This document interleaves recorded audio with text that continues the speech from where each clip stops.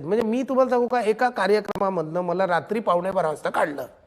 हवालदारचं character होतं, मी केस कापले, मी तयारीत, आता मला कामाची गरज पण होती. कारण प्रत्येक, हे बघा, अभिनय किंवा अभिनेता हे कधीच, हे कायम शिकतो आपण, परिपूर्ण कोणी नाही, परिपक्व तर कोणीच नाही. म्हणजे जे मी करतो तो समोरचा करूच शकेल असं नाही, आणि जो तो करतो ते मी करूच शकणार नाही असंही नाही. म्हणजे एखादं तुझा रोलच नव्हता रे त्याच्यात, असं नसतं ना. म्हणजे असं म्हणतात ना, कसं असतं बघा, एखाद्या सिरियलमध्ये घेतलं नाही ना, तर निर्माता काय सांगतो, चॅनल नको म्हणालं. आपण चॅनलला विचारलं, नाही रे, निर्माता ऐकायलाच तयार नाही. हे आपल्याला सवय झाली, मला तर वर्षानुवर्ष सवय झाली आहे.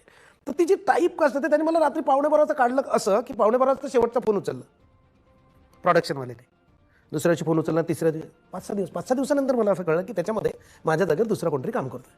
तर मला वाईट वाटलं. म्हणजे मला अवॉर्ड सोहळ्यात नाही, सिरियलमध्ये, डेली सोपमध्ये लक्ष नावाची सिरियल, आता सांगायला काय, लक्ष नावाची सिरियल, त्याच्यात मी हवालदारच्या कॅरेक्टरसाठी मी ऑडिशन दिलं तेव्हा.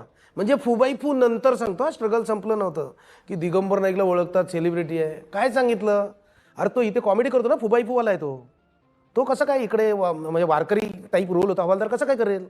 अरे पण तोच दिगंबर नाईक पाऊले चालत ती पंढरीची वाटेनंतर सुपर हिट शो दिला मी सामचा, वारकरीच करायचो ना तिकडे. म्हणजे हे लोक विचार करतात. काय होतं, आता एखाद्या चॅनल हेडने हा विचार केला, 3 वर्षांनी तो बदललेला असतो.